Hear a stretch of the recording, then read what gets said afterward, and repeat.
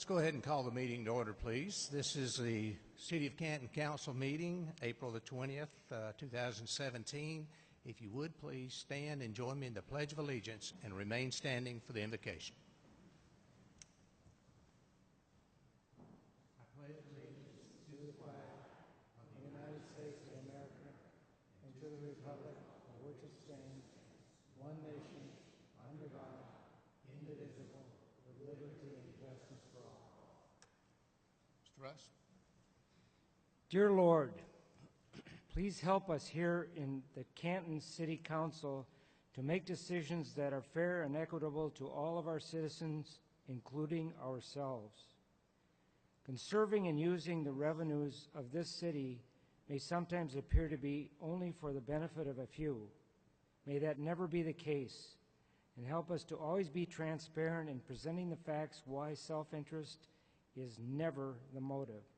In your name we pray. Amen. Amen. Seated.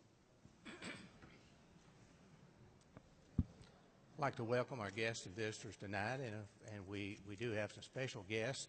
Some are already here, some will be coming in later, and that is some representatives of Boy Scout Troop 241, and we certainly want to welcome them. And sometimes that's a real learning experience to come to a council meeting, and I know some of them are looking forward to it. This gentleman that's already back here has already been to one of our council meetings, and he actually came back again, so it's just kind of interesting. We have a proclamation that I will read each year at this time. We have Earth Day, and I want to read a proclamation that I think this is a very important time for us to reflect on our Earth and actually what it provides for us and how we need to take steps to ensure that it is able to continue to provide for us well into the future. Whereas humankind is currently facing tremendous global challenges affecting every community, including large-scale migration, extreme inequality and poverty, degradation of ecosystems, mass extinction of species, and global climate change. And whereas all people of this earth, no matter their race, gender, income, sexual orientation, or national origin, have a right to a healthy environment. And whereas the youth of the world are our most valuable resource and represent a source of endless creativity and potential. And whereas it is necessary for the citizens of our global community to develop green jobs and to build an innovative and equitable green economy to combat the aforementioned global challenges. And whereas expanding environmental education and climate literacy is vital to enhance awareness about the environment, inform decision-making, and protect future generations. And whereas it is understood that sustainability will only be achieved by meeting the needs of the present without compromising the needs of future generations. Whereas it is more important than ever to act locally and to cooperate internationally and defend the environmental progress that has been made heretofore gained. And whereas it is essential to expand and diversify the global environmental movement to achieve maximum progress. And whereas Earth Day is an annual reminder of the constant need for environmental activism, stewardship commitments, and sustainability efforts.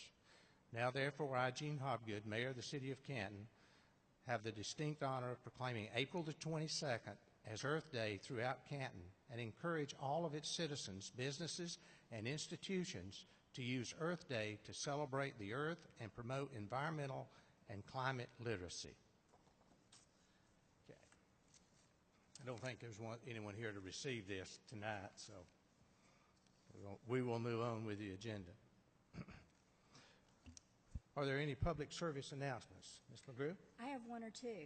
And Ms. Gold, thank you so very much for sending me the public service announcements. I really appreciate you supplying me with the information. And you guys may as well sit back and get comfortable because I've got a lot to tell you about. Do you ever hear people talking about there's nothing to do in Canton? Well, clearly they aren't paying attention to what's out there on the media and what goes on in the council meeting. At the Canton Theater, stage production of On Golden Pond, April 21 through 30, presented by the Cherokee Theater Company. Tickets are available online only.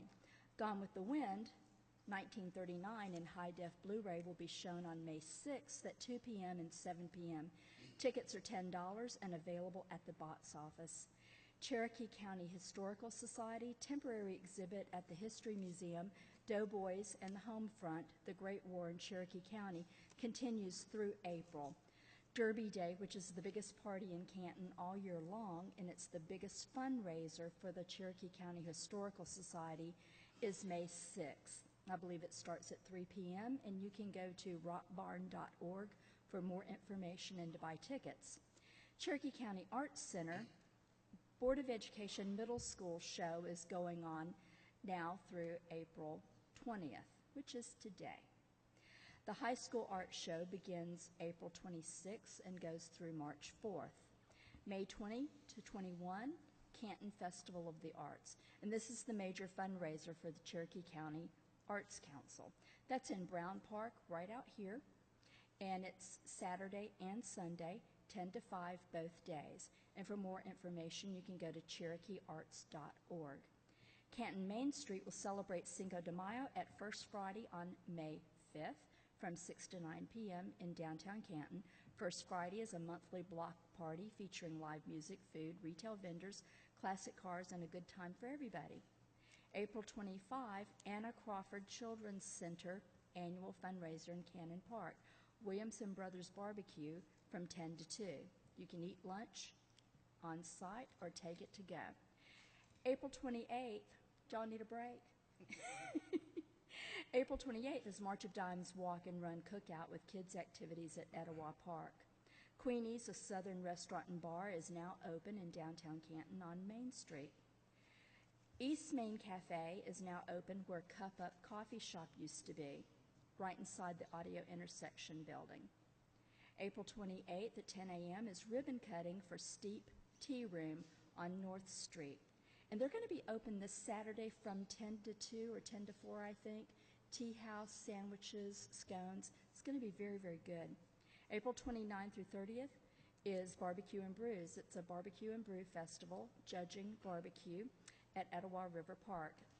Hours are Saturday, April 29, 12 to 8, and Sunday the 30th, 12 to 6. April is Code Enforcement Month in Canton, so please be on the lookout for information about code enforcement. May 6th is a great big day for Canton. It's the moving day for Northside Cherokee Hospital, so don't be alarmed if you see numerous ambulances and emergency vehicles traveling from exit 20 to exit 19 on 575 that day. They have to move the patients from the old hospital to the new hospital. It's going to be quite a production, and if Ms. Wilson will tell us in a minute about the walk, I'd appreciate it. And I've got one more thing to share with you. There's a senior extravaganza Saturday, April 29, 9 to 1, free admission at the Cherokee County Recreation Center South Annex. That's on Main Street. They're going to showcase over 60 exhibitors, police canine demo, fashion show, health screenings, and balance tips by Curves. Thank you. And did you want to talk about the walk from the old hospital to the new? How many of you were able to do the walk from the old hospital to the new hospital last Saturday morning? Well, it was historic, and I wanted to be a part of it. So my husband and I walked in that walk, and we had a big crowd. It was a beautiful day for a walk. We went from the old hospital through a little bit, almost all of Etowah Park, and then over to the hospital. So it was great, and I enjoyed it, even though I walked with my arm broken, and I went to the emergency room afterward. Oh, wow. Thank you. Anyone else? Okay, we'll move forward. Consideration to approve the agenda. I have a couple items. I would like to move item F, which is discussion and possible action on the extension of the audit contract with Rushton, to immediately following item 9A, which has to do with the audit, previous audit presentation so that both of those issues are taken care of consecutively there. The other item is what a council member would like to add and expand our executive session which is for discussion of litigation and add personnel to that. So we have that change. Are there other changes? Mr. Rush. Mr. Mayor, I'd like to add item number 9H. At the last meeting, I discussed and requested that an item be put on this agenda regarding discussion and possible action on an additional allowance of $100 per month for the technology expenses and communication expenses relative to the new iPads that we're going to receive in the next week. So I'd like to have that on the agenda as item number 9H. Thank you. Okay. Any other changes, amendments to the agenda? If not, I'll entertain a motion to approve as amended. Motion to approve. Have a motion and a second. All in favor signify by saying aye. Aye. Opposed, no. All members voting for the motion. You have in your agenda the minutes from our April 6th work session. Are there any corrections or additions to those minutes? Mayor, I Yes, wanted to ask on old business, item A, it says that this is the first reading. The second reading and vote will be November 19th, 2015. Is that correct?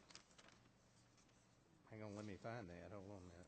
It's under old business item, well, it's really item A In the minutes you're talking about? in the minutes. Old business item. And see, it says this is the first reading. The second reading and vote will be held on I November believe 19th, that, is that 2015. not correct? 2015 to vote? Oh, 2000. No, it should be today's date. Yeah, 2000. Should be today's date, correct? Yes, ma'am. Should be, instead of November the 19th, 2015, it should Yes, be April the 20th, 2017. That's a little off, isn't it? Couple of years. Okay, thanks for picking up on that. You're reading that in detail, aren't you? Thank you. Okay, Mr. Rust? Yeah, Gene, there's one obvious error. If I thought that the agenda item for reimbursement of expenses should have been a separate item, it appeared under item number K, and I don't think we necessarily have to make a change because I think it was the intent to somebody try to include that as a separate item, and I specifically asked it to be a separate item. These are two items that were going to be considered separately. So the minutes are not reflective correctly in the way I presented that item as a part of the compensation change, but I wanted it to be a separate agenda item. So I'm not sure we have to make any change on that, but that is in fact incorrect. Yeah, it sort of mentions them separately there in the minutes. Yeah, but Anyway. I was asking them to be separate items on this agenda Oh, tonight. okay. So that's I the got only difference. Thank you. Okay, thank you. Anything else? If not, I'll entertain a motion to approve those minutes as amended. Motion to approve as amended. Have a motion and a second. All in favor signify by saying aye. Aye. Opposed, no. All members voting for the motion. Now we have our 10-minute public input period, which rarely lasts just 10 minutes, but, you know, we'll be here as long as people need to speak. But the sign-in sheet, some of you that signed in, I don't know if every one of you had intended to speak, or if you may have thought, well, someone had said some people thought that it was just a sign-in sheet for attendance, but it's not. So if I call your name, you know, and you didn't intend to speak, that's fine. Just let us know that, okay? Okay. Now, some of these names are going to be hard for me to pronounce, number one, and number two, it's kind of hard to read some of them, but I'll do my best. Lexi, okay, you come on up, please. Yeah.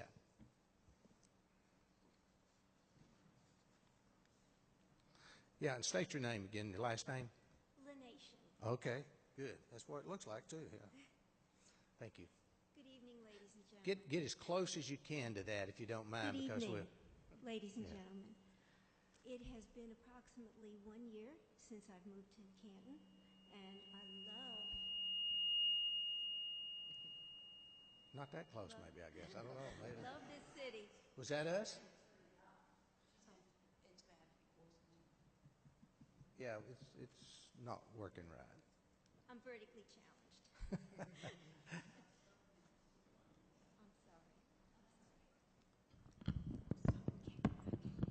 Anyway, as I said, I've had the pleasure of being a resident of Canton, Georgia, almost a year as of May 20th. And I reside in Soleil at Laurel Canyon. And I just wanted to say that it's a beautiful community and the city is beautiful. I have one concern. I was promised that there would be a gate that would be in front of the area Phase 4 when I moved in, and that this would give me a sense of security and that it would cause people that are coming in to solicit or not be a visitor of, let's say, a resident, that they would be stopped there and at least the resident would be called. Well, unfortunately, it's been almost a year and we still don't have a gate. And I have had situations where people have come to solicit, not just during the day, but in the evening after it's dark. And I've also had people come to solicit, and I've been very polite in telling them that this is a community and that there is a small sign at the front that you are not supposed to solicit. Unfortunately, some people have been very rude and have given me not such nice expressions to what I could do with myself. I am hoping that we can rectify this situation. I would like to have the gate. I think I would feel much more comfortable. I could enjoy my community even more. And I hope that you council people and whoever else is involved can possibly sort this out and let's get a move on. It's been a year. Thank you very much for letting me have a couple of moments of your time. Thank you very much. Thank you.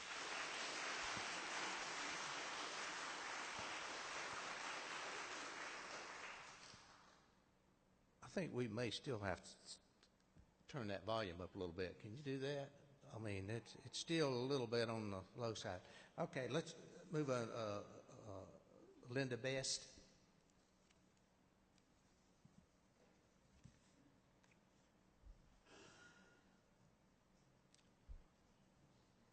Mayor, City Council, thank you for having all of us here tonight. We appreciate it.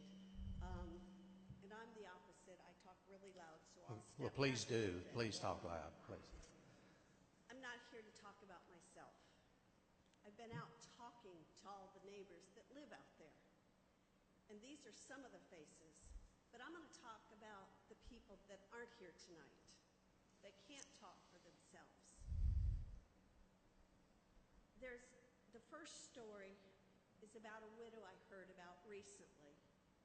She built a home out there expecting a secure community, expecting stable property values and things like that. Well, she got sick, she got cancer, then she got pneumonia, and she's never moved in. And a concern of her neighbors is she may never move in, and that either her or her family are going to have to sell that home. And it's not valued or able to sell right now as things stand. Another woman, single woman out there, noticed a semi-truck parked all night behind her house and a man sleeping in it because we have no gate. Nothing stops anyone. There's a sign. It doesn't stop people. Mm-hmm. Another lady I spoke to, another widow. I mean, this is a 55-plus community. Somewhere out there, we're all probably going to end up in that position. She says she built her house. Her children would not let her move in because they didn't think it was a secure community. She argued with them for 6 months and finally tried recently and convinced them to let her move in. She's worried. She doesn't feel safe. I also have a friend who has Alzheimer's. She moved out there, and you think, she likes to walk. And it's just the start, so she can get out and walk like we all do out there. You walk around. But as her disease progresses, her family would like to tell the guard at the gate, don't let her out. You know, let her enjoy her community, but don't let her out. Call us. We have no guard to tell that to. The people just down the street, the guardhouse is there. They have that privilege. We pay for it. We don't have that privilege. We all have stories. Every one of them has a story. And I know you can't listen to all of them, but here's some of those stories. Some of those to make you realize why we need that gatehouse moved, why it's important. Yes, it's financial and there's contracts and there's things like that, but there's faces that goes with all of that. And we're hoping that you'll take that into consideration. Thank you for listening. Thank you very much.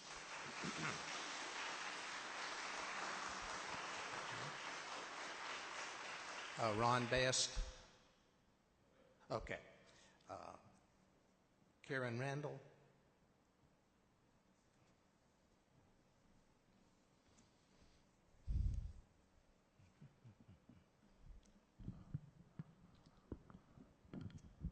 Well, thank you for giving me the opportunity to speak on behalf of the removal of the security gate at Soleil. I wanted to start by telling you that I grew up in Cobb County. I went to the University of Georgia, and I was lucky enough to land a job from an on-campus interview. The downside was it was out of state, and I was never able to get back to this area. So, for the past 40 years, I moved where my career took me so that one day I could retire and live where I wanted to live. Finally, it all paid off, and I got moved back to this area recently where my family still lives. I moved to Soleil, Laurel Canyon 4 months ago. I bought a new house outside the gate. I was told the guardhouse would be moved this year, and I was very confident that would happen. And I was confident despite the fact that naysayers said that this has been talked about for some time and it's probably never going to happen. I'm an optimistic person. I ignored that. Well, I ignored it until recent developments have made me very nervous, and that's why I'm here tonight. I want you to know that Soleil is divided into those who live inside the gate and those who live outside the gate. And believe it or not, it has some social implications. For example, I get introduced as Karen Randall, and I apologize I didn't say that earlier. This is Karen Randall. She lives outside the gate. So someone recently started a firestorm on our neighborhood blog, and it kind of pulled it all together. And it was a silly thing about talking about who's not cleaning up dog poop after their dog. And someone suggested that it was the people outside the gate that was coming in and doing it to inside the gate, when in fact we're the entire neighborhood. The response, though, as silly as it is, it brought to the forefront for me the growing frustration of new residents that you're seeing behind me, very impatient with the gate situation. Yup, it all sounds really silly, but it's not to us. So, I wonder, why is this artificial division even necessary 1 minute longer? We all pay the same association dues. I got thinking about it. We're all taxpayers and we're all voters. My concerns about being perceived as a second-class citizen in my own neighborhood is a very small issue. But I'll tell you what my number one issue is. It's being outside the gate, being concerned about future property values. Most people think that the houses cost more inside the gate than outside the gate. But the opposite is actually true because our houses are newer. If this guardhouse project doesn't get done before the developer packs up and leaves, I know my property value will decline. And I'm not going to be happy. And I know none of these folks behind me will be either. After all, who wants to watch their hard-earned money go down the drain? The developer right now is ready to move on the guardhouse now. And frankly, I want to see him leave as much money behind as he possibly can. And that's what I want to see happen. Before retirement, I'm going to tell you this. Before retirement, my profession was corporate public relations. And there were two special interest groups that we never, ever wanted to make angry. The reason is they had lots of time on their hands. The first was college students, right?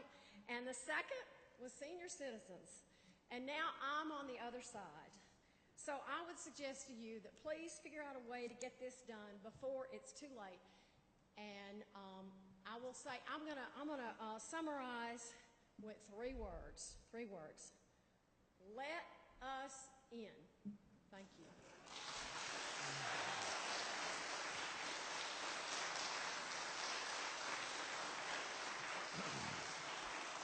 Grace Roberts. Grace Roberts.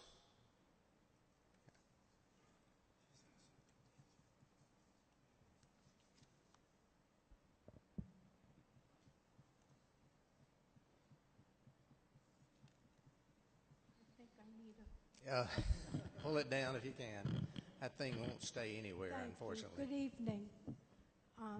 I'm here representing all the solo single women who were courageous enough to move here, buy a house on our own, because we felt safe and secure behind a gated community. Now we are very worried. We're very insecure, and quite frankly, we're frightened because, yes, solicitors do come in, and they come in the evening, and they're not very pleasant. And we're begging you to please have pity on your solo women. Thank you. Thank you.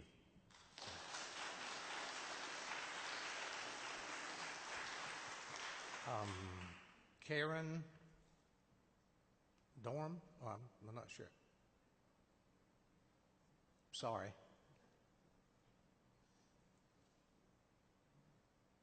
Is that D-O-M-B?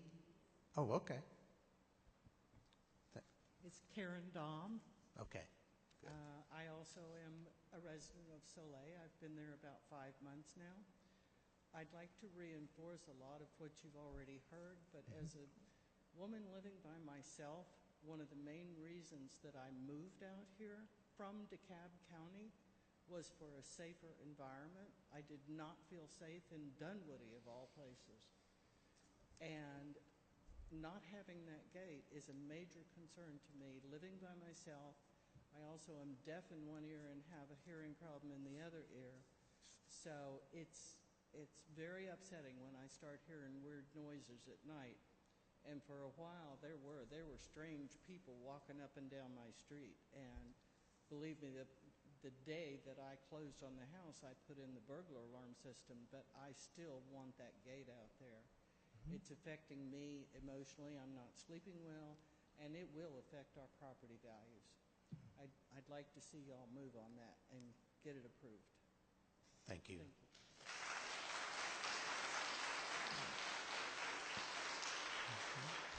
Gail McCoy.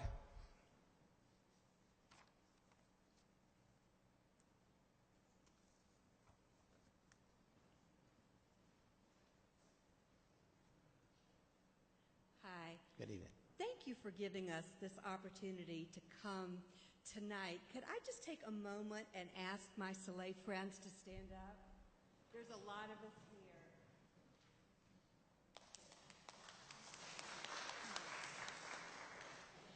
I am an outsider, and now after listening to all of us, maybe you have a little bit of a feeling about what it means to be an outsider.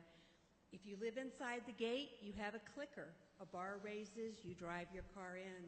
If you live outside the gate, you're stopped by a man in a car with a series of cones, and every time you enter your street at night, you have to have them write down your license plate number, and you have to give your name, your street number. Of course, anyone could drive through and say they were any of us, but it's not a safe situation. I have a son who lives in Woodstock. If I lived inside the gate, there would be a list of him as a regular visitor. He could come and help me do things. There is no list of regular visitors with the little person sitting in the car as we drive through. So he has to go through the gate, tell him his name, come back out through the gate just to help me do something at night. A year ago, I had a very positive experience with City Council here. We had not broken ground on our house yet, and I was concerned. Is this gate going to be moved, the however many yards, that it needs to be moved? And I contacted Mr. Billy Pepper, and he took time out of what I'm sure was a very busy business day and took the time to answer me in Virginia by email and explain to me that yes, the moving of the gate had been approved by City Council, that I had nothing to worry about, that I was not going to be an outsider. And yet, here we are. So we're hoping very much, as was said earlier, we don't want to be outsiders anymore. We want to be part of the Soleil community behind the gate. Thank you very much. Thank you.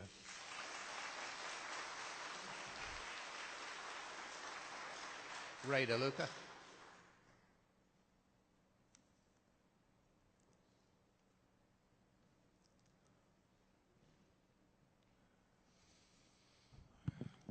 Good evening. First of all, if I go off my track, please, I've been in bed for the past 2 days with whatever Speak into that really well so we can hear. whatever I have, I've had for the past couple of days, and I'm really sorry if I kind of lose train of thought, but just give me a second. First of all, I do not live in Soleil, but I live in Rock Creek Estates, which is adjacent to Soleil. One of Soleil's main problems is we have a back gate that was approved as an emergency exit along Shoal Creek Road. Unfortunately, the developers and all the contractors never abided by their agreement with the city council and just completely fluffed you all off for the whole year. We've had numerous water breaks once again because of all the heavy trucks and equipment coming up through there. Where they were supposed to leave a 50-foot buffer between the back part of Rock Creek and Soleil, that was completely clear cut. There's no trees left. They cut hundreds and hundreds of acres, and you just brought up a proclamation today about saving trees and clean earth, and they fluffed you off once again and didn't do what they were supposed to do. They put up a cable. The cable was a joke. Trucks just, it was easy for them just to drive up to the cable that they put up and break it and come in through the back. Now they put up 2 metal rails, and the metal rails do not meet in the middle by about 3 feet, and they have a chain holding them together, which doesn't do anything because if you drive 10 feet past it, you can drive right into Soleil without having to worry about a thing. Our main problem is all along Shoal Creek Road as of 2-3 weeks ago when we had the big thunderstorms come through, they've talked about using that back road as an emergency exit. Unfortunately, I didn't see anybody come out and remove the trees along Shoal Creek Road except for a neighbor, myself, and a fire engine did come in later on to help direct some traffic and then cut a tree up. We do it ourselves. Does Soleil need a second exit? Absolutely correct. Do they need a gate to protect them from other people?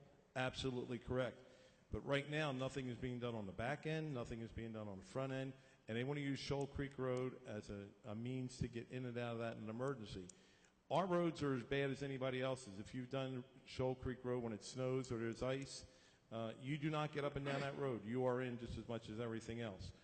During the past few months, and we had these trucks coming in and out and extra cars from all the construction people coming in, I've had people call me because I represent the homeowners up there that many of the cars and pickup trucks that they drive were run off the road. School buses run off the road, and on and on and on and on. The road has not grown, believe it or not, in the past 40 years since I've lived there. It's still the same road. We still have problems with potholes. We still have problems with sinkholes. They're starting another one down at the bridge again where the Dr. Cutts lives at. We've had that road completely washed out. That hasn't been improved. It was supposed to have been $1 million bridge put in, and where that money went back when the previous mayor was in charge, we don't know where that money went either. But the road hasn't grown, and it's still a dangerous situation. I'm just asking you, go ahead, you need to say something? I'm sorry. I thought you were going to say something. No, I'm sorry.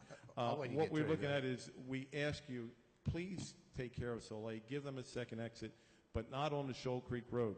Where you're going to put up a gate for them for security, we need a gate on the backside for security for us also. We do not need the additional, and I'll just put this out there, 500 cars a day, and they'll say, no, there's only 500, it's not that many people. I know from being retired, you go out in the morning, you go shopping, and you come back. You go out for lunch, and you come back. You go out for dinner, and you come back. It's not 10 cars, now you're up to 30 cars. It multiplies itself throughout the day. So what I ask you is please help us by not allowing that back exit or the emergency exit to operate as a secondary road to come in and out, and also to put up a gate for us too. And it needs to be a security gate, and we talked about this before. I thought this was a dead issue, that the emergency vehicles, which would be the fire department, police department, and the ambulances, would have a key that they could open that gate. Well, I've had meetings with the developer and the attorney. I actually attended a party they were at, and they kind of made a joke of what we're doing here. And they made a big joke of what we're all doing here. They said, you're just so easy to deal with. And that's the God's honest truth. I did something with them. So you all have to think of what you're doing. And please protect the people there and protect the people in Rock Creek Estates. Okay? Thank you. Thank you. Julie Sellers.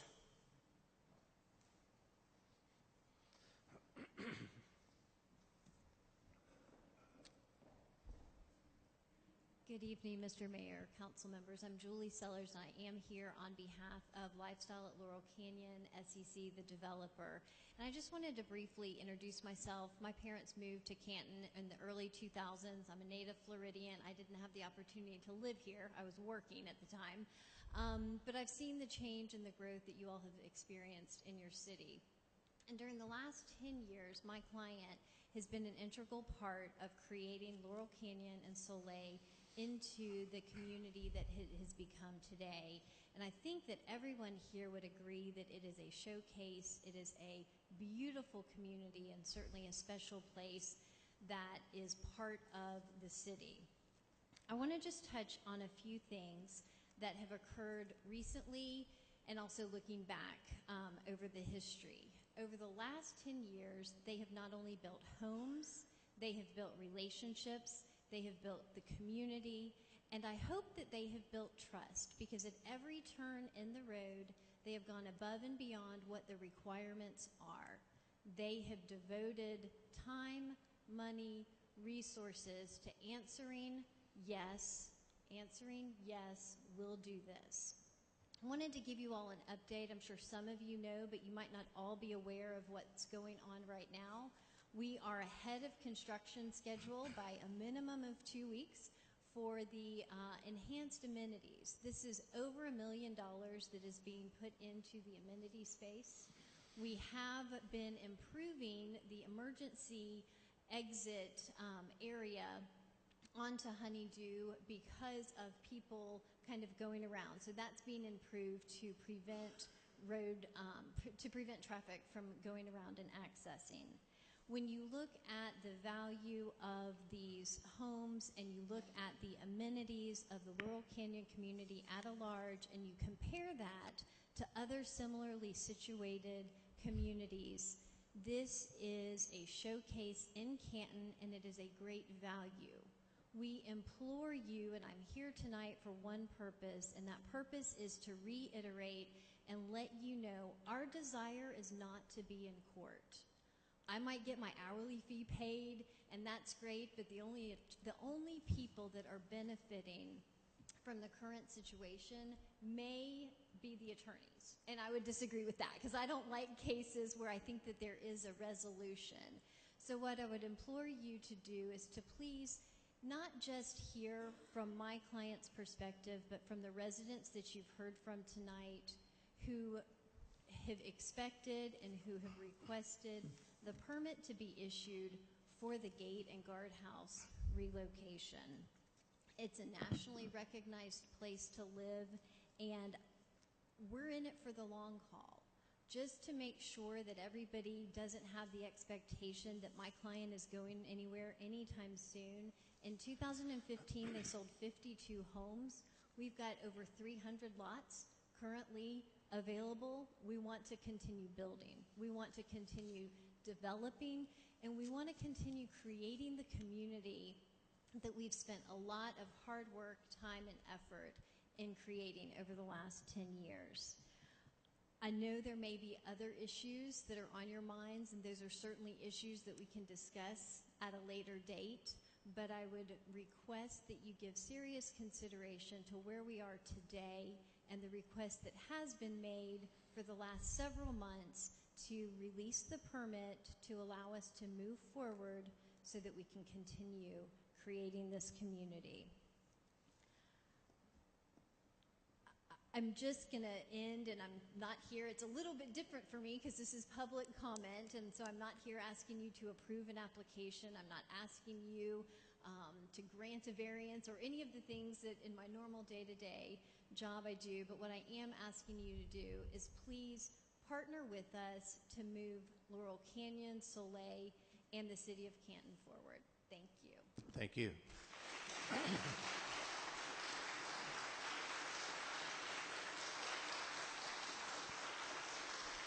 That's all we have on the public input part of this. And as you know, we did not have a dialogue. It was simply a monologue for us to hear from you. But I do feel like I need to ask and address our city attorney, and just to make sure my recollection is I know it's not what it used to be, but I seem to remember a few things anyway. And I would like to ask, it seems to me, as I recall, that when the newer section, since particularly the security seems to be the major problem and concern here, which I fully understand. When we approved the newer section there for Soleil, was there not a commitment by the developer to put up a temporary card-activated gate for security once they made a cul-de-sac on one of the streets there, and they were going to put up a gate that would be carded and be open and closed? I believe that was a commitment, and I don't believe that ever happened. I don't know if it ever happened, but there was certainly at that time discussion of that. I don't remember which side, whether it was them asking permission to do that or saying that it, but yeah, there was discussion of that, and it was definitely discussed. We approved a plat where they cut off a public road with a cul-de-sac, and they had designed a card access gate for residents to get into that new road, which would be private, and it has never been installed. Yeah. Okay. I just wanted to make sure I recalled that a little better than, it seems like that may not have been communicated to someone who's been here 4 months would never have known that, or 6 months maybe, because it's been quite a while that commitment was made and then never fulfilled. Next item on the agenda. Yes, ma'am. I'm sorry. Could I ask a question as well? Sure. Is Shoal Creek Road a county road or a city road? Most is county, I think. Is it a county in Mr. road? DeLuca's area, I believe it's county. Part of it's in the city. Yeah, it's mostly county road. Most of that is a county road. So most of what Mr. DeLuca was addressing would need to be addressed to the county pertaining to potholes and things in the road. Okay. And the other thing I wanted to ask the attorney is, was there a commitment about the second entrance also made by the developer?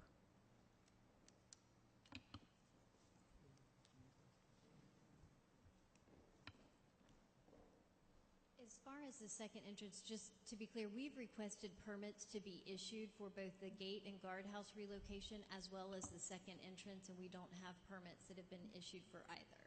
Have Mr.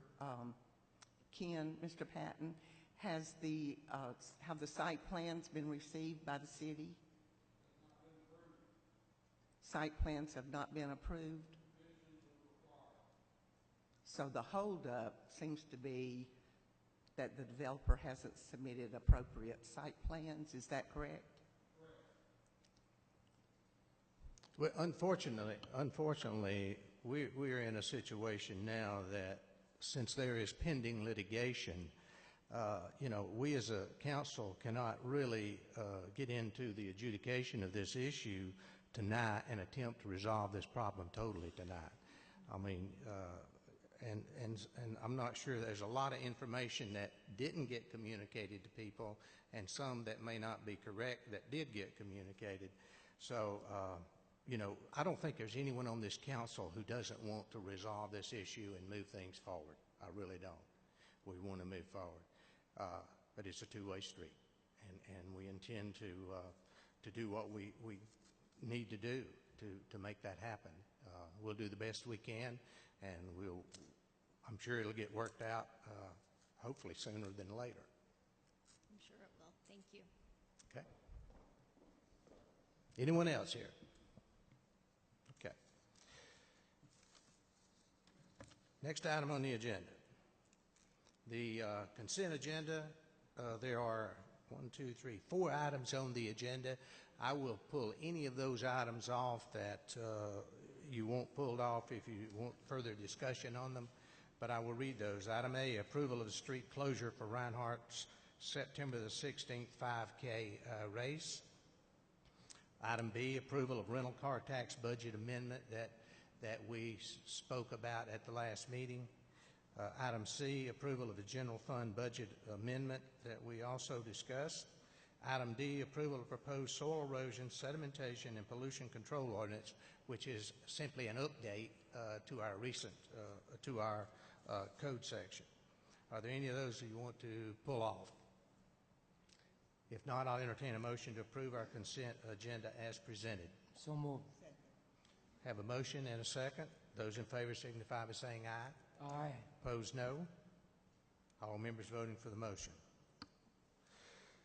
Under old business, presentation of Canton's 2016 Comprehensive Annual Financial Report.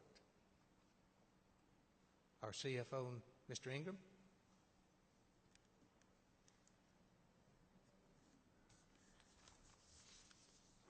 Mayor and Council, thank you for giving us a few minutes of your time to present the fiscal year 2016 CAFR.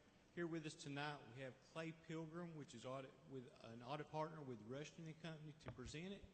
And may I mention that if any of y'all have any questions, obviously, please ask them now, or if you have any questions afterward, feel free to email, call, come by my office, or I'm sure Mr. Pilgrim will be happy as well to answer those for you. Thank you. Okay. Welcome. Thank you, Mr. Ingram, and thank you, Mayor and Council, for having me here to speak with you tonight about the fiscal year 2016 Comprehensive Annual Financial Report. I think you all have received, I think a week or so ago, the final CAFR, Comprehensive Annual Financial Report, and you also received a copy of the presentation I'll be making here tonight as well. As Mr. Ingram mentioned, I will be happy to answer any questions you have. Know a good many of the numbers for Canton, but if there were to be something I were to not have right in the top of my head here, I'll be glad to get back with you on any of those as well. So you should have a bound copy with you as well of the presentation here that I'm about to walk through, and you've also got a bound copy of the CAFR, and there's 2 other letters that are with that CAFR as well. So a little bit of housekeeping information as well as the numbers. I'm going to start first with the presentation. We'll move through here. If you'll turn to page 1 of the actually it's page 2 of the presentation, it is discussing our audit opinion letter, our independent auditor's report. For fiscal year 16, we had an unmodified opinion or clean opinion on the financial statements. Nothing came to our attention during the audit that would prohibit us from issuing an unmodified opinion. That letter also spells out what Canton's responsibilities for the financial statements. As you know, those are responsibility of management, and our responsibility as the independent auditors for Canton. As you are aware, we follow, as required, government auditing standards during that audit in issuing that opinion. That opinion letter is found on pages 1 and 2 of the bound Comprehensive Annual Financial Report. All right, the next slide there, you'll note I call your attention to 2 statements in the bound financial report that bring all activities of the government of the city together in one. Those 2 statements are what we call the government-wide financial statements and they make up the statement of net position, which you'll find on pages 12 and 13 of the report, and the statement of activities, which is found on page 14. The reason I call your attention to those two statements, those are the only two statements in the entire 100-some-odd page report that bring all activities of Canton together. So it includes your governmental activities, which your general fund you look at a lot throughout the year, your capital projects funds like SPLOST funds, and your business type activities, which include your water and sewer fund, sanitation, those funds, brings all those together in one. All the other statements throughout the report are going to have those listed individually. These are going to bring all together in one. So a few numbers from those on the next slide there, a 5-year comparison on the city's net position and change in net position. You'll note there for fiscal year 2016, the city had a net investment in capital assets, which is going to be your capital assets, land, building, less the accumulated depreciation on those assets, less any debt that was required to obtain those assets that's still outstanding. For the year, $108,424,723. You had some restricted net position, which is restricted by enabling legislation or external sources, of $6,038,025. Unrestricted net position, $11,363,785, for a total net position of $125,826,533. You'll note that as an increase, as you'll note there right beside it, of $9,086,260 for the year. I made a little note there at the bottom. You'll note there is a little bit of variance there if you look over the last 5 years. The largest part or largest cause of that change is simply due to capital grants and contributions and the timing of those grants and contributions as to when those are received as far as revenue is concerned, as the timing does factor into that. And then, of course, the capital that was purchased with those grants and contributions as well. All right, slide 5, little details here on the general fund. Many of you, or you all probably spend a good bit of the time throughout the year looking at your general fund, as it is the chief operating fund of the city. For the year, revenues increased in the general fund $637,858, total about 5.2%. You'll note a few reasons for that change. Your property tax revenues increased about $130,000. Building permit revenues decreased $147,000. And intergovernmental revenues, as we were just talking about grants, there increased $640,000. On the expenditure side, those increased a little over $1 million and $1,090,846, about a 9.6% increase. Noted a few departments here with some somewhat significant changes. Police expenditures increased $543,000. That was due mostly to personal services, which is going to be payroll and related benefits, and then capital outlay, which would be your capital asset purchases. Fire expenditures increased $424,000. Most of that increase was in personal services. Streets expenditures decreased $179,000. That is capital outlay, decreases in the general fund. We'll make sure to make sure you know that street expenditures as a whole did not decrease, as you had some capital outlay in some of your capital projects funds for streets as well. Recreation expenditures increased $183,000 due to capital outlay as well. Transfers out of the general fund, a lot of times we look at the transfers out, they decreased about $150,000 from fiscal year 15. And lastly, as far as the general fund is concerned, we like to look at the unassigned fund balance of the general fund, unassigned being the amount of fund balance really available for spending at discretion of council. You'll note there for fiscal year 2016, unassigned fund balance, $4,488,204, about 36% of 2016's expenditures. So in comparing that 36% to 12 months, it puts you at about 4.3 months there. A lot of people look at that as a reserve, not an official calculation there, but that is a healthy reserve there as far as your unassigned fund balance is concerned. But you'll note real similar to the previous year. All right, the next slide is similar to what I just went through. This is a graphical depiction, sometimes easier to see in a graphical form, of the revenues and expenditures of the general fund for the last 3 fiscal years. You'll note there for fiscal year 16, $12,956,736 in revenues versus $12,445,038 in expenditures. The next slide is the fund balance for the general fund for the last 3 fiscal years in a graphical format. The blue line being the total fund balance of $6,308,065, and the green line, the unassigned fund balance, that $4,488,204 we just talked about. Kind of gives you an idea of where the general fund balance, the movement over the last 3 fiscal years. All right, slide 8 is your water and sewer fund. A few numbers from that fund is a significant fund of the city. Operating revenues increased $1,973,083, almost 18% from fiscal year 15. Of that increase, water fees increased almost $700,000, or about a 15% increase. Your sewer fees increased a little over $1.1 million, 18.7%. On the expense side, your operating expenses increased $484,000, or 8.5%.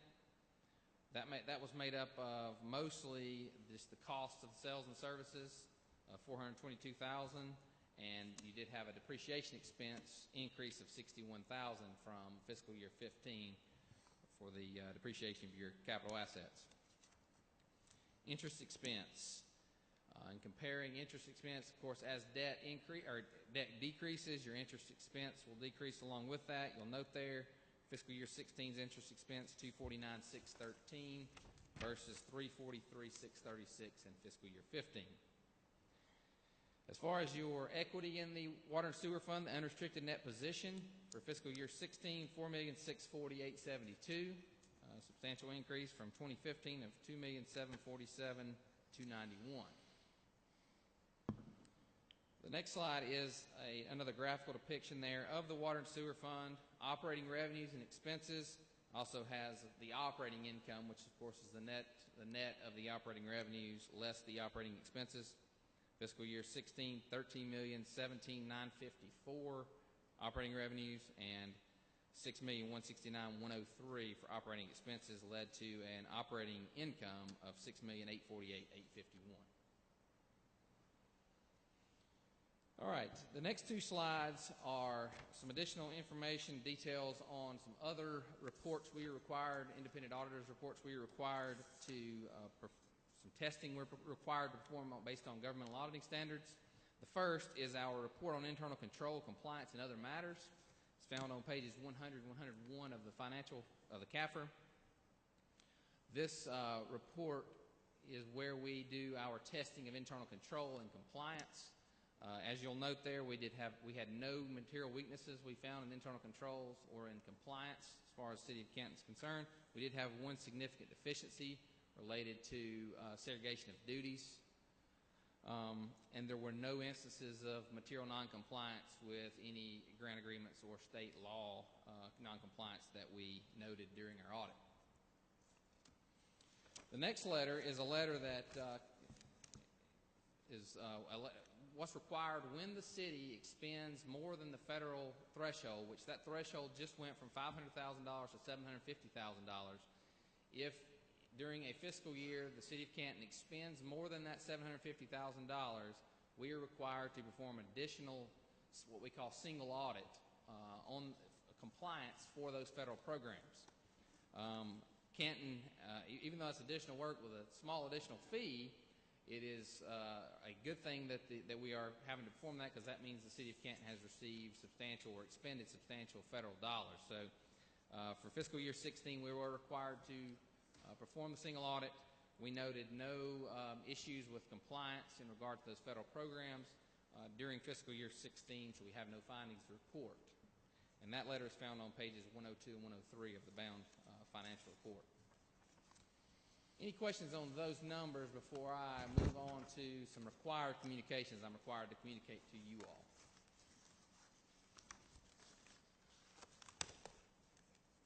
Go ahead. All right. Daniel. I want to spend a little bit of time, or I'm required to spend a little bit of time on one of these letters you received. I will say a large part of this letter is boilerplate information that you probably get tired of me saying each and every year, but if there were to be substantial issues, this is when I would present those to you. I am required to let you know that the significant accounting policies for the city are noted in Note 1 to the financial statements, and Unlike last year, if you remember last year, we talked about a change in accounting policy. You had a new GASB statement number 68, for where we recorded the defined benefit pension plan that went on the books last year. Y'all probably remember me telling you that for a couple of years that was coming. We implemented that in fiscal year 16.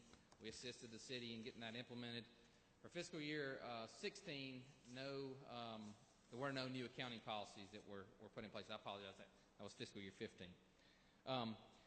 Accounting estimates, I'm required to let you know the most sensitive estimates affecting the financial statements. As you all are aware, there are estimates in these financial statements, as pretty much all financial statements are going to have estimates.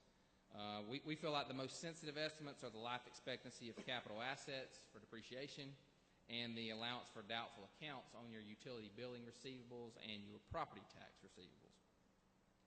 We encountered no difficulties in performing the audit.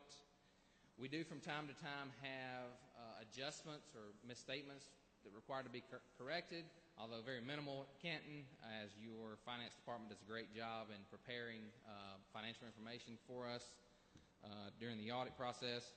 And any adjustments we do have, would be approved and posted by management. So there's no adjustments out there that were not approved. We do from time to time have what we will consider to be immaterial or trivial items that we come across during audit that we would not adjust. We would what we call pass on those adjustments. Any of those that we would have had have been also provided to management, and they agree those are immaterial as well. We had no disagreements with management during the audit. One important thing is the management representation letter. We obtain from management a signed letter each year that says that they provided us with all information and did not withhold anything from us. Important in that, as you know, we're auditing. We can only get what we receive, what we ask for, but they have signed this letter stating they did not withhold anything that would change our opinion on the financial statements. We're not aware of any consultations with other independent accountants, and we do have a separate letter we issued there with some suggestions for improvement of certain policy or certain controls that are in place and ways that those may be strengthened. But other than that, in that letter, that management letter, we have no other audit findings or issues to report. The only other thing I'd like to say is I would also like to thank the staff, the department heads, Mr. Peppers, Mr. Ingram, very helpful in helping us complete the audit and to complete it in a timely fashion, and very professional in doing so. So we do appreciate that and appreciate you all having us for your audit. Okay. Happy to answer any questions. As Mr. Ingram mentioned, I am also more than happy to answer any questions. If you have questions when you're looking through this thing, I know you're going to read it very detailed. If you have other specific questions, feel free to reach out to me. Mr. Ingram knows how to reach me, and I'll be glad to, if need be, come back and sit down and discuss those as well individually. In your opinion, what is the most negative thing you found? The most negative. That's what I want to know. That is a different question than I normally get. I usually get, tell us how good our city is. No, I want to know. I want to know any bad stuff first. Okay. The most negative, I will say that would be a stretch for me. As the city of Canton is a very professional city. That's what I want to hear. Very much so. I don't really have any. I mean, the segregation of duties is the finding we have. The one significant deficiency we have is really common for a city of this size or with a finance staff of the size of the city. And really, really common for us to have that in there. And honestly, just having one finding is, as our firm is big on processes, big on policies and procedures, we feel like that's what you pay us for. So look at, dig deep, look at your controls, look at your processes. So to only have one finding is actually a pretty positive thing. But I would probably say the most negative would probably be that finding, but segregation, really, we'll have to dig. Yeah, we've heard that one before too. I think it's been around a little but while. all in all, I don't have a lot of negative to say as far as Canton, not only in the finances but also in the way you all conduct business. So. Well, we appreciate Nathan, our CFO, and his entire staff. I mean, they do a great job for us. They really do. Yes, sir. And I can't say it's always been that way, but it is, and it has since he's been here particularly. We really, really appreciate that. Anyone have any questions? Mr. Goodwin. One question on the condition on the municipal court. says notice receipts are being held in municipal court bank account that are not paid out on a monthly basis, and the recommendation there. Can you explain a little bit further on that? to me? Sure. That has been a discussion we've been having over the last few years with Mr. Ingram and the staff and the municipal court staff as well. A lot of that is related to some add-on fees that have been added over the course of years, and also some additional like miscellaneous type charges. In other words, those are not going to be your fines that are paid out on a monthly basis. That's why it's not. Had the municipal court not been paying out monthly, which has happened in not necessarily in Canton's history, but in many of our clients, we have a material non-compliance with state law, because those, as an agency fund of the city, those monies are required to be paid out on a monthly basis. That is not the problem in this case. That's why this is just a suggestion. These are other miscellaneous type fees that really just need to be paid over.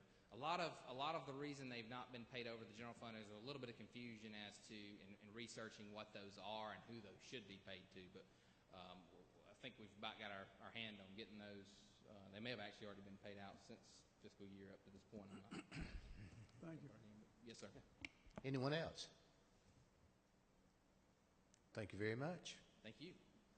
I believe the next item is the item we moved from F under old business, and that is a discussion and possible action on the extension of the audit contract with Rushton and Company. Thank you, Mayor and Council. As we discussed a couple of weeks ago, Rushton and Company has presented us with an opportunity to renew their contract for an additional 3 years at a minimum increase. You have before you a letter from Rushton and Company that states what their values they're proposing, and Mr. Pilgrim's here to answer any questions, or myself here to answer any questions that you have before council considers approving. Okay. Anyone have a question? Go ahead. Have we used this particular firm before? That's them. Yeah. Okay. That is them. Yes, sir. They've done it the last 3 years. We're just completing the third year. Okay. Yes. I wasn't for sure if you were the one or not. Okay, thank you. My question is, and I'll just tell it like it is here. I noticed that the fee is 13% higher than it was for the last year, and we have a choice here to decide whether or not we want to continue and extend that contract for another 1 to 3 years or whatever, and or take it out and bid it out, which is what historically we've sort of done. But Mr. Ingram, may I add that this is a contract that is, as far as I understand, Rushton and Company is guaranteeing their price for the next 3 years, but this contract is actually renewable every year. I mean, if for some reason council wanted to entertain putting this out to bid next year, we could certainly do that.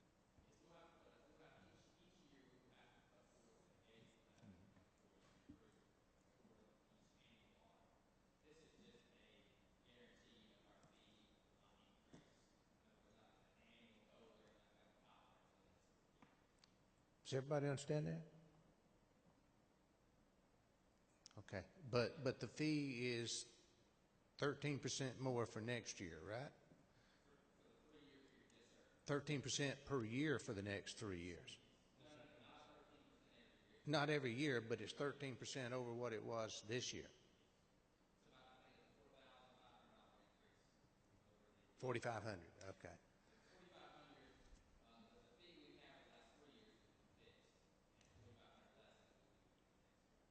Right. Okay.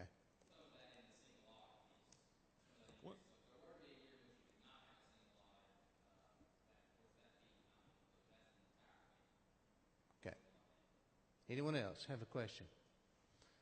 Well, they gave us a good report, so I mean, I don't mean something, right? Do we want to agree to extend it 1, 2, 3 years, or even if it, as Nathan said, if you do 3 years, it's technically renewable. If we said we don't want you after that second year, you'd be gone, right? Technically, it is just a 1-year engagement. Okay, Ms. Wilson, I move to approve. Second. We have a motion. Any other discussion? Mr. Rust? Nathan, the way I read it is we kind of have a no increase probability. I mean, that's a certainty for the next 3 years. Next 3 years. And if we chose to bid it out, we could still bid it out. Is that true? Yeah. That's true.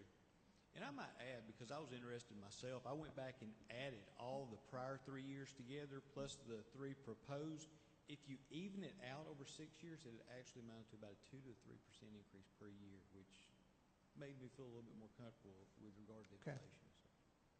So. Okay. We have a motion and a second, I believe. Any other discussion? If not, those in favor signify by saying aye. Aye. Opposed, no.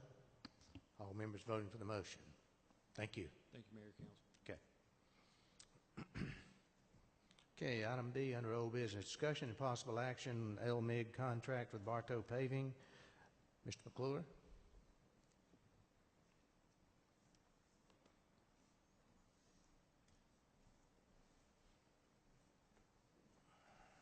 Evening, Mayor and Council.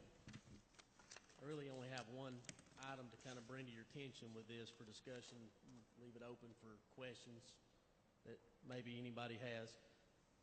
Take a note on the attachment for the contract that was listed from Bartow Paving. It showed $542,124.06,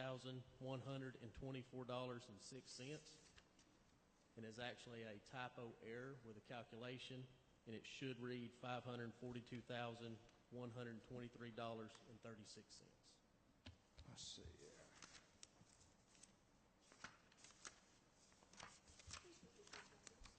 Ma'am? Please repeat those numbers. Please repeat the numbers. Repeat the numbers. You wrote in the correct number Oh, it is on that? on the version I got to sign. Right. But I believe what was included to council and mayor was, it didn't have that number marked in. It was roughly a 70-cent decrease. Yeah, it's nothing much, but I at least wanted to make it know if folks wanted to look at this calculation that it was off, y'all know it. What page is that number on, supposed to be on? I'm trying to find that. Page 15. 15? I'm not even sure my pages are numbered. Down the bottom left. Are you looking at the? Standard form agreement between city and contractor? It's the last page. Oh. It's a grid, bid form, total estimate Oh, cost. okay, yeah. And that number should be 542, 123, 36. It didn't change much, did it? 70 cents. Okay. All right. When you get this underway, I think, any other discussion or questions here? Motion to approve? Second. Have a motion and a second to approve. Any other discussion? If not, those in favor signify by saying aye. Aye. Opposed, no. All members voting for the motion. Thank you. Next item, item C, discussion and possible action on council compensation. Mr. Rust, let me say something that I think, and you can, I'll let you say something after this. I think what I would suggest that we do is I would like to appoint a committee composed of some council members and private citizens to take this issue, look at it, see what their thoughts are, and make any recommendation they wish or no recommendation at all to this council in the next few weeks, maybe a couple of months, within that length of time. And Mr. Peppers, I believe, can fulfill or provide any data or information or anything that the committee would need in making that decision. Gene, I think I would agree with you. I made a proposal, and this should never be a decision by one person. So I'm looking for some input from residents on this committee and from other council members on this committee to come up with what's appropriate. I think every once in a while you have to stop and look. I think the council 4 years ago did that. There's some faults in what they did. Nothing's perfect. The elimination of the pension program certainly was a savings for the city, but I thought it was supposed to be a raise, and in some ways it doesn't turn out to be that. But I would just like, every once in a while there's an opportunity to visit this issue. This is one of those opportunities because any implementation of change can't take place until after the next council sits, which is January 1st, 2018. And if action was waited till January of 18, nothing could happen until 2020. So there's opportunities to do this. This is one of them. I think that we owe it to ourselves, we owe it to the citizens to take a hard look at it and come up with a recommendation, whether it's do nothing, a raise, go backwards. You tell me.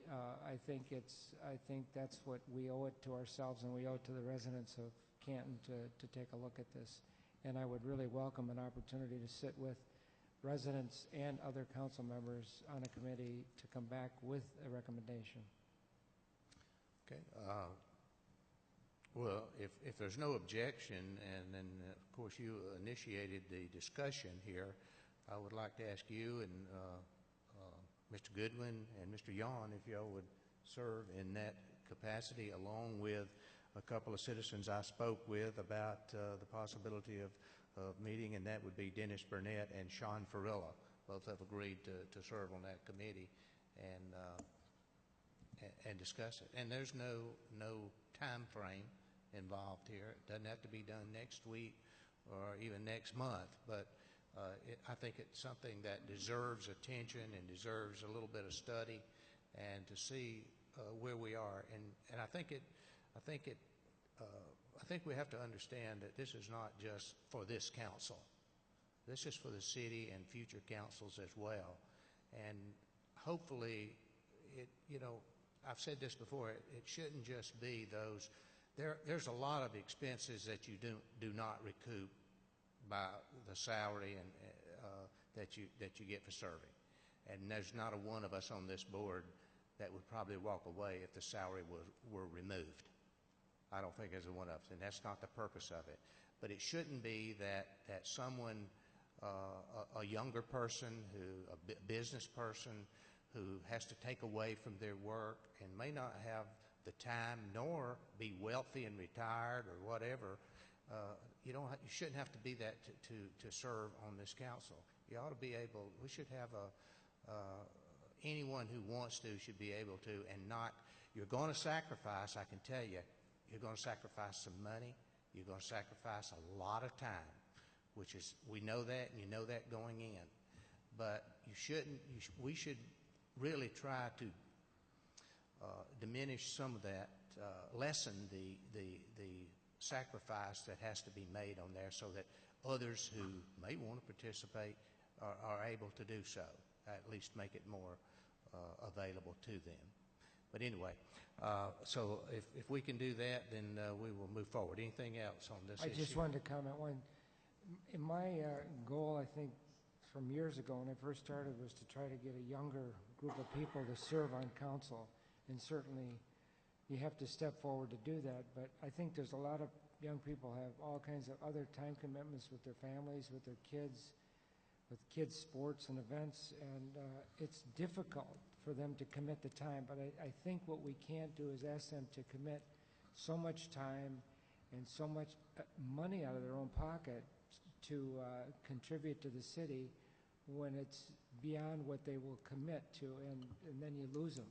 And I really would like to see younger people serve on this council in the future. So I'm not interested for myself as much as I am for the future. And I haven't declared myself to be a candidate yet, so at this point it doesn't affect me at all. But I certainly would like to see younger people serve on this, or at least have the option. Right now they say, wow, I just can't afford to do that. I don't have the time to do that. We'd like to be able to at least tell them I can make the time to do that, and that's real important to me. So I would really welcome the opportunity to do this. And if you don't mind, Gene, I'd like to take the lead to at least gather the first meeting, and then we can decide who wants to be a chair, if we want a chair or not. Doesn't matter. But I'll take the lead just to organize the first meeting, and we'll go from there. Okay. Thank you. You have something? Go ahead. I don't disagree, but I do want to ask you, whenever you're deliberating, to make sure that the salary does not become a part-time job for somebody to run for, to sit on the council, just as a part-time job.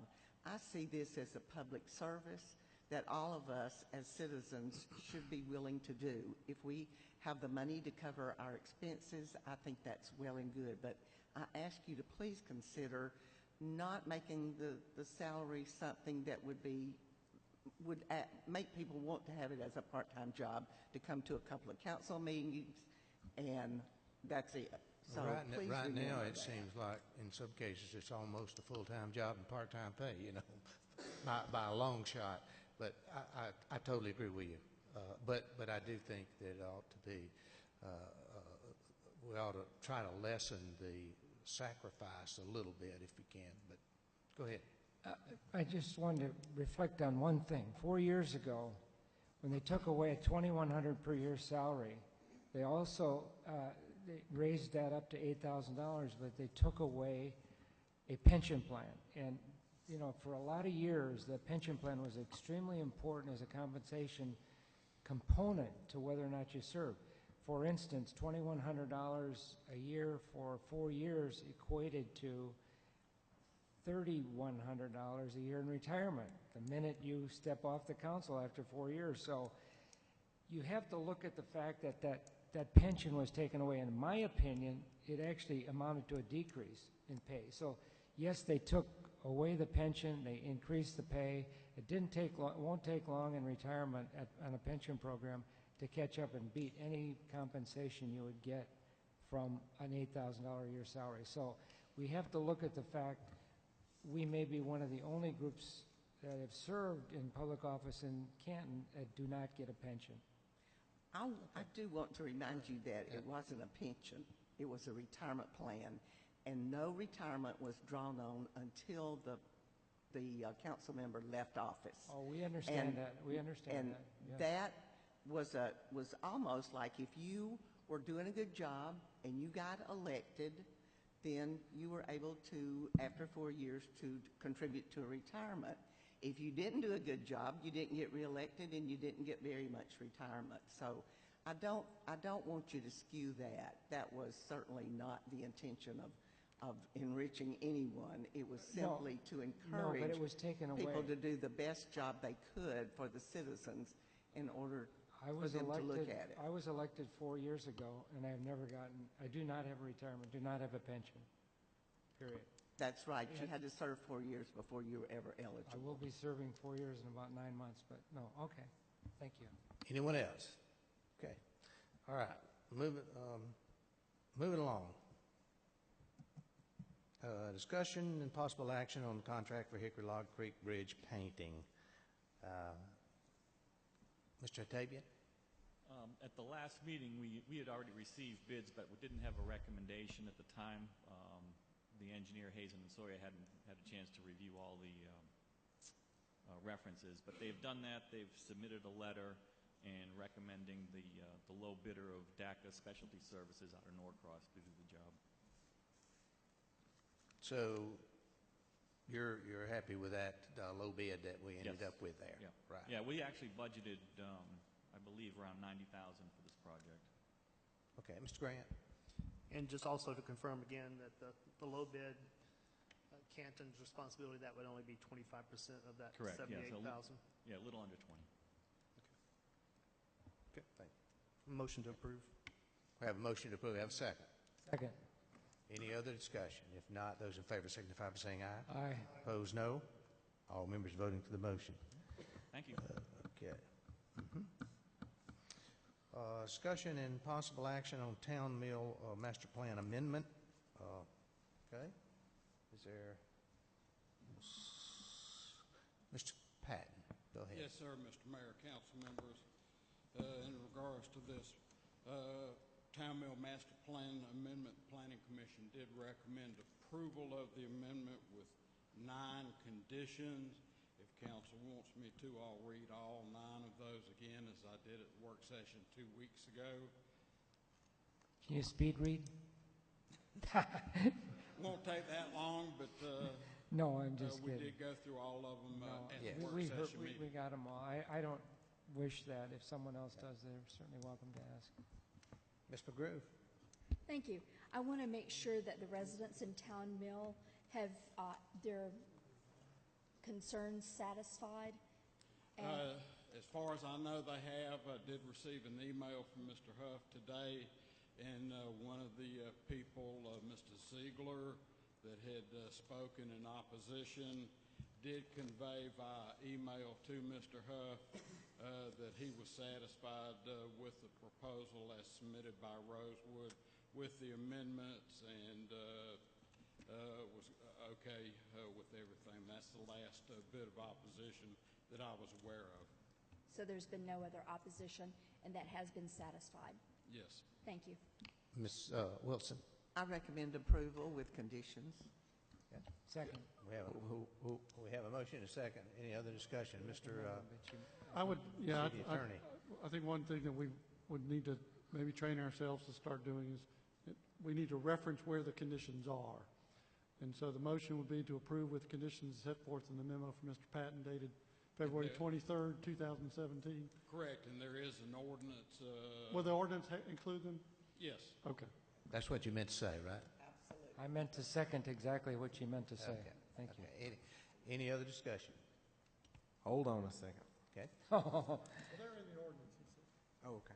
All right. I just want to make sure that The conditions are actually listed in the ordinance. Correct. Yes. the memo references 2015 and 16, so we need to make sure that Are we okay now? we're all working off the same numbers. She meant to say that, too. Okay. My point really was just, No, we need to make sure our minutes now reflect exactly what we're doing, so when we look back on them, we don't wonder what we were doing. Agreed. Thank you. Thank you. Before we vote, let me just say, I've had really not a lot of complaints at all. Basically one that called and then ended up getting resolved, and I'd like to commend Mr. Huff and for his efforts in doing that and working. He apparently worked with the residents as much as possible to make things happen, and yet to do so and to work with them to make changes that would be satisfactory with them. So I really appreciate that kind of effort there. You don't always get that, I tell you. Okay, we have a motion and a second. All those in favor signify by saying aye. Aye. Opposed, no. All members voting for the motion. Thank you. Thank you, Mr. Mayor, council members. Okay, next item. Discussion, so we moved that one. It's item G. Discussion and possible action on proposed financial management policy. Chief Financial Officer Ingram. Thank you, Mayor and Council. Once again, you have in front of you the proposed financial management policy, an opportunity for a few weeks to review it. I know it's a daunting task. There's a lot to ask of you to be able to go through this, ask questions. So I'd open the floor to, do you have any questions? I think this is something, it's always important. Time is of the essence, but I don't think it's imperative that we rush through things. If any of y'all have any concerns, questions, please feel free to ask, or if we want to continue to work on this, let's do that. So, okay. The only question I have, you probably know what it is the investment policy. And I do not feel comfortable ever investing in any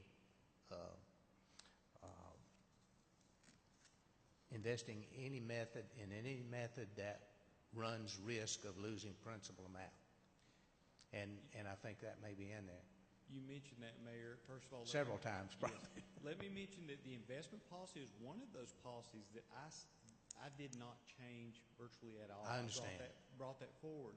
And I have admittedly found a section of that I probably would change. It had to do with regard to investment and repurchase agreements. I have no intentions of ever investing in repurchase agreements. So, if it pleases the council, we can strike that. I'm not sure I even understand what that is. So, a repurchase agreement is just a promise from usually a commercial entity that I'm going to buy something, and it's usually very short term. It's usually on the next day. It's how banks will transact business, saying, I'm going to do something very short term. Here's some money, and you're going to buy this piece of paper back in a repurchase agreement. The city of Canton's never going to invest in something like that. But is there any possibility in there of investment, including the, I guess, local government investment pool that could essentially lose principal. Any chance? Yeah. Sure, there's always a chance. Give me an example. And then eliminate it. Well, well, the local government investment pool, and certainly can't speak for them, they want to maintain a dollar for dollar basis. You know, if we put $1 in, they want to keep that value. Their intentions are not to increase the value of that as much as possible, as quickly as possible. Therefore, they're required to invest those funds in the pool with the same investments that we are allowed to. U.S. Treasuries, governments, state, municipals, local governments, they're required to do that as well. So one would argue that if there's a chance there, well, there's a chance in other things that we can invest in, whether it be the state or other municipalities or U.S. Treasuries. I mean, there's a chance of the U.S. government defaulting, although it's never happened. But a chance, yes, there's always a chance. Well, I mean, there's a chance the United States go bankrupt, but, you know, I really think it's pretty slim, don't you? And if that happens, we probably all have more to worry about than. Yeah. But I mean, that's my only concern about that. And you know, I know even like CDs, you're not going to lose money on a CD because they're going to pledge securities to cover anything, so you don't lose it. You may lose some interest somewhere, but you won't lose principal. But all those pledged securities are, we're going to take your $100,000 of investment, we're going to pledge $110,000 of securities, and what do they pledge and invest in? U.S. Treasury, stocks, municipal government, bonds, etc. Still is that chance. The 110% is a cushion because it'd have to deflate. Okay. Anybody have any questions? I've run out. A motion to approve the new financial policy. Second. Have a motion and a second. All in favor signify by saying aye. Aye. Opposed, no. All members voting for the motion. Thank you. Okay. Mr. Russ, the added discussion of the $100 technology and communication allowance, I guess. I just wanted this on the agenda because I wanted to let the citizens know what has transpired in the last 2 weeks. Michael in technology and Billy Peppers came up with a program through Verizon, a jetpack that is about $40 a month, that appears to resolve at least the communication issue with regard to the iPad. And then the accessories that might make the iPad work better are going to be provided right away. So I think what I'd like to do is, I don't know if it's the correct word, is to table or postpone this for a month or so, just to see, once we get into this, if all the jetpacks don't work, then we got another issue. If technology is needed, additional technology, maybe it's appropriate. Some of the other cities, I think, have a more robust, if you will, expense for communication and telephone. And I think most of us, to speak to the issue the mayor said, is that if you have to buy an iPhone and you have to pay for all the services connected with using the iPhone, which you've had to do as council people, you would probably come out negative on $50 a month. So we might want to revisit once the dust settles on the iPad to see what's appropriate. If it might be appropriate to say, okay, we give 50 now, maybe 100 is appropriate, and that's it. And all the jetpack is still part of the additional stuff the city will provide. So I would just like to wait and hold this discussion till we've had a chance to implement the iPad program and to see how it works for us, and then to see if an additional allowance is appropriate. So that's, am I going to postpone or table this? I'm not sure which is. Well, why don't we just postpone it? We'll bring it, or we can just ask that it be on the 30 days from now on the next We'll bring it back. Yeah. Okay. Is that good, Billy? Yes, sir. Yeah, thank you. City manager report. I only have one item tonight. We had a request come in, and Pat might have to help me with a little bit of the details. Paddle Georgia, who is an organization of individuals who do kayaking, canoeing events around the state are going to be doing a kayaking exercise on the Etowah River in June, I believe it is. And they kind of last minute reached out to us and said, hey, wouldn't it be great if we could have 400 people camp for 4 nights in one of your parks? I said, okay. Unfortunately, the way our ordinance is written, we don't allow camping in our parks. So the only way you could do that is if, one, we did a special event permit, which it's already past that time frame under our policy for them to apply for, or for the mayor and council to give you permission. I will tell you, I'm a little bit concerned about the idea of 400 people camping for 4 nights in Heritage Park, just from the standpoint that we basically would have to police that area and make sure they're not doing anything they're not supposed to be doing in our parks, cooking, not using the correct facilities, litter. It's going to be hard to secure. Alcohol could be an issue, or other substances maybe. I feel like, and I think I've stated this to the group, if you'd have given us a little bit more than a month and a half notice, this might have been something we could have dealt with, but a month and a half is really not enough time for us to prepare for 400 people. And I'm also concerned about where they're going to be parking their vehicles while they're going to be camping there. They're going to be shuttled back and forth to where they're going to be kayaking. But, you know, if you're camping in a park for 4 nights, I'm guessing you've got a car somewhere also. And I just don't know that we have the parking availability in our parks to provide them that. And I would hate to concern a commercial business as well. I missed what group it is. Paddle, Georgia. So so they're camping in order to paddle somewhere else and paddle back? Yes, so what they would do is they would camp in our park at night. In the morning, there would be basically a bus and trailer system that takes that group and their kayaks to a certain part of the Etowah River. They'll go that segment of the Etowah River, get picked up, ride the bus back to Canton, sleep in the park that night, and do it for 4 days, basically. Okay, so I thought they were going to get in it and kayak down to somewhere else and then come back. Only be camping like one night, but they're going to be camping 4 nights. Every night. Okay. Are there lights down there? There are some. It is not. Is it lit? The park is lit up at night?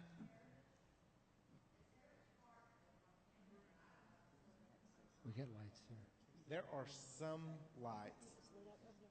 They're not significant lights. There's lights, of course, on the bridge. Ms. McGrew, you had something? I do. I would love to see this happen. I would love for Canton to be a destination for something like this. I think they've caught us unaware with not enough time to prepare for something like this, but it sounds really good. And I would love for Canton to be a destination for this next year.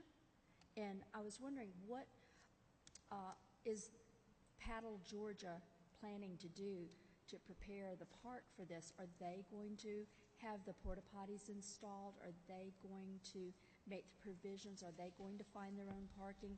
What are they going to do, and what do they expect the city to do? As I understand it, they have some type of agreement made with the YMCA for facilities, but I don't know that that includes access all night long to those facilities. I don't even know that those facilities could handle, 400 Right. people at one time, in that environment. I think there's just too many holes, at least from our end. But if it's something that the council wants done, we'll work to get it done. What burden would it put on our public safety officers to implement this? We haven't gotten to the point with public safety to discuss what they I think might that's want. primary to figure that out. From our standpoint, we're trying to figure out mostly what we would need in Public Works and Parks and Recreation to make it happen. Like I said, I'd love to have this happen, but I just don't think it can happen this year. I would like to see us become a destination. Okay. Mr. Goodwin? They do. They do have a possible alternate that they were looking at if they couldn't camp in the park on private property. The old hospital. I think it's a great thought that they would consider us, being here. But on the other hand, I've done a lot of events, and a month and a half is not enough time for 400 people. I can tell you, not with what we have over there in the park, because we don't have much light. At one time, we had some lights that I asked to be kept there, and then Georgia Power took them down, and we don't have enough lighting there. We do have electricity in that area, but you still got to do a lot of preparing for 400 people in a month and a half. I think it's not a good thing. Mr. Rust? The City of Canton has experience with this. The YMCA has experience with a very, very similar situation. I remember when the first YMCA runs were created, I was part of that startup. They were run in conjunction, maybe the second and third year, with a barbecue. Picnic, and that was a load of people. Let me tell you, all those trailers that were in there, and they were in there for 2-3 nights. The parking was jammed. You had 250 people running. That's only one day. I think this may be an opportunity we should seize. If Pat Gold thinks we can do it, we should try to do it. If we can't, if you don't think we can do it, I'm not putting it on you, Pat. I'm just saying I think it can be done. It's just a question of how does the YMCA director think he can do it? Oh, we haven't talked with the YMCA. I thought you said that was in conjunction with them. Right? They haven't gone Paddle to Georgia Group has talked with the YMCA, as we understand. Oh, we haven't. Okay. We don't even know what the terms of that agreement are. Okay. I guess my biggest concern is if you've got 400 people that have camped in the park and then they've left during the day, how much use is the park for our citizens? Oh, that's true.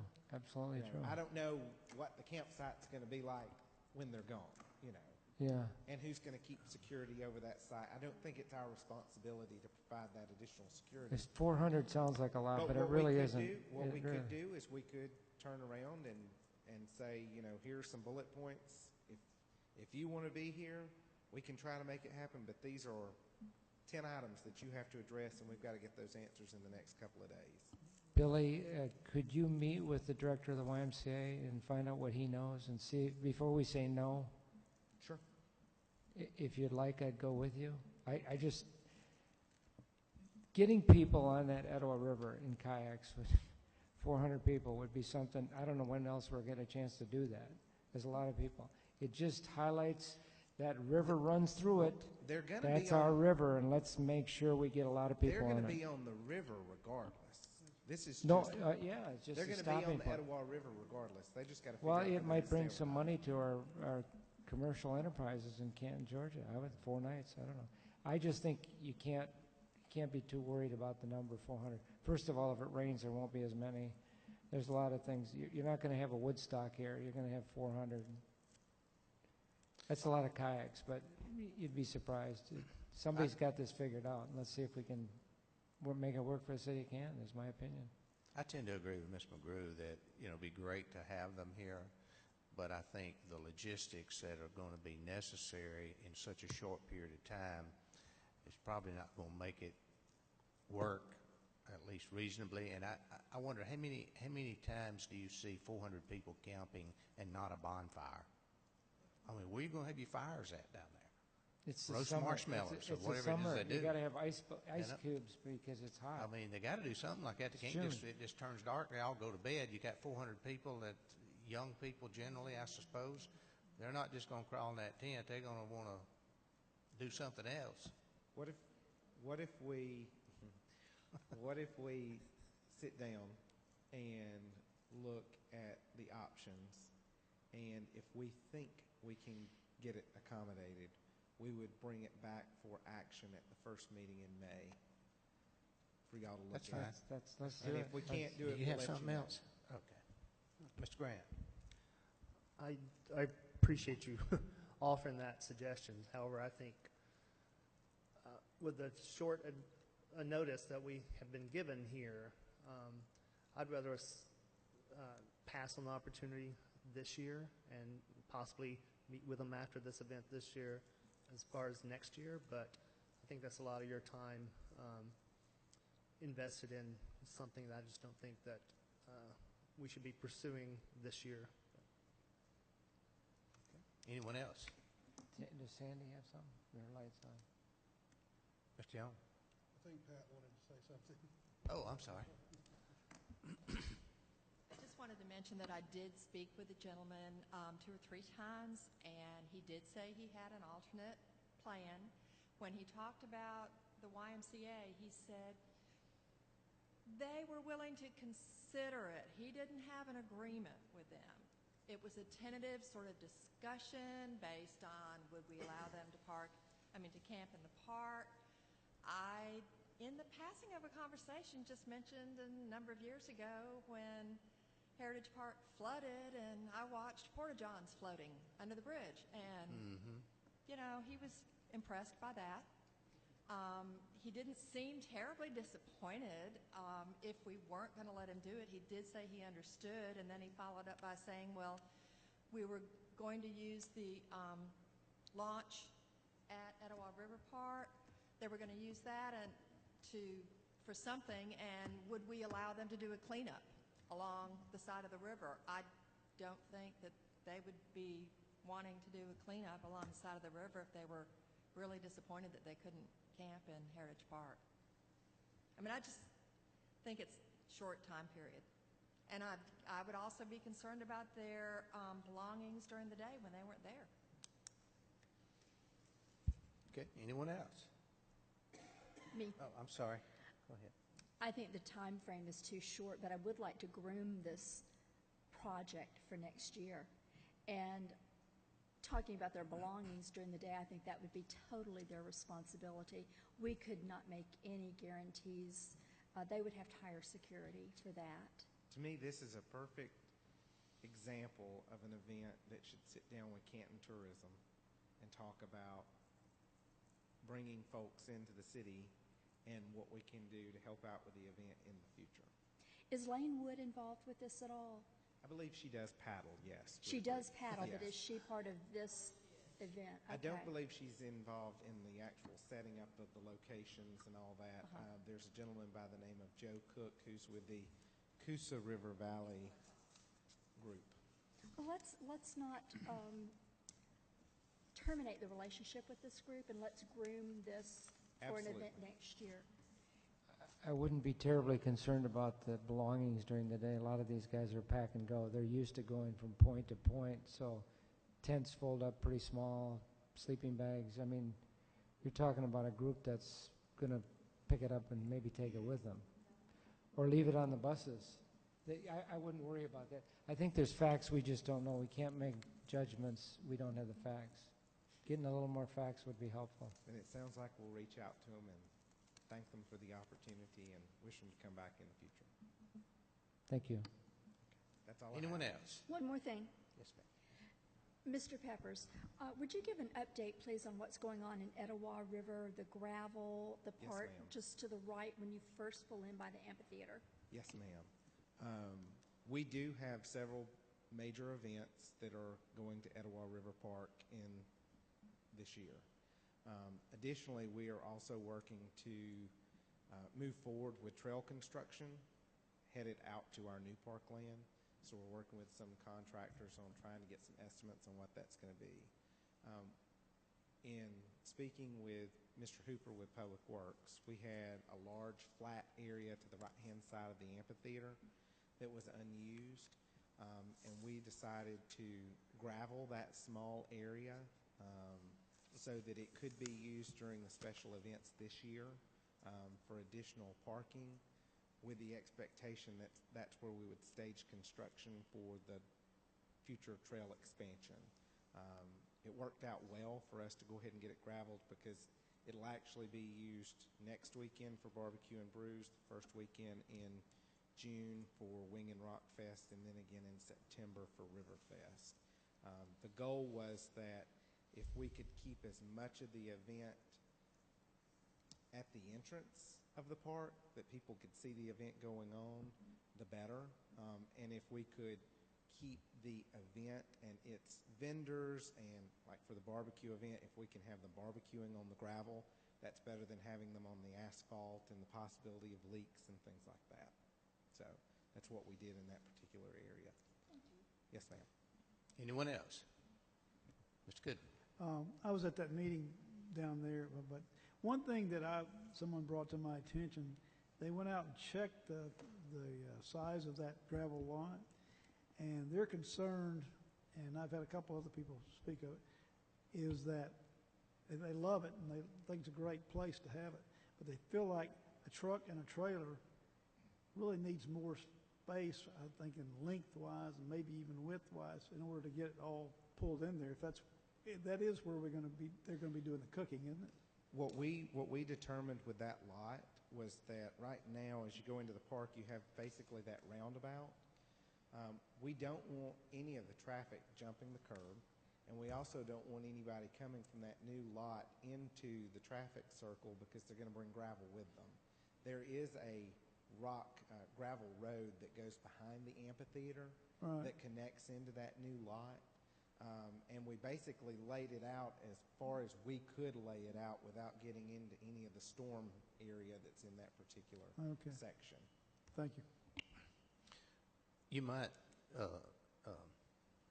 mention the trail extension up to the new property and where you stand and what you're doing on moving that forward. Yes, sir. So we have, I've been sitting down with a couple of engineering firms and asking them to bring back some cost proposals on rates to go forward with the trail extension as it goes to our new park, taking Etowah River Park underneath 575 to that new section.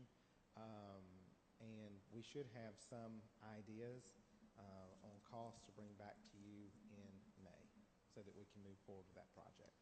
Good. Mr. Russ? Yes, I'll sir. ask one quick question, because I was asked today, when would we anticipate the next step on the Jones Building? On the Jones Building? Yes. Right now, staff is reviewing the RFQ for a CM at risk. We got a copy of that yesterday from Lord Atkins Sargent. That's what we discussed and had approved at the last meeting. As soon as we get that reviewed, Jack Pyburn will put that out with the expectation that we'll have that process open for 3 weeks, basically, for contractors to be able to go in and submit their qualifications, and then we'll start review of that.